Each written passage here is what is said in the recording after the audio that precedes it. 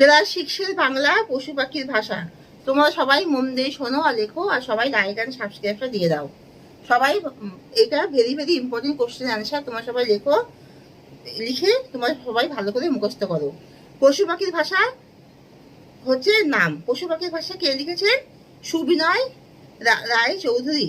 সুবিনয় রায় চৌধুরীর জন্ম কত সালে? 1890 খ্রিস্টাব্দে। সুবিনয় রায় চৌধুরীর পিতার নাম কি? উপেন্দ্র কিশোর রায় চৌধুরী। সুবিনয় রায় চৌধুরী কি কি বাদ্যযন্ত্র বাজাতেন? হারমোনিয়াম, এসরাজ বাজাতেন।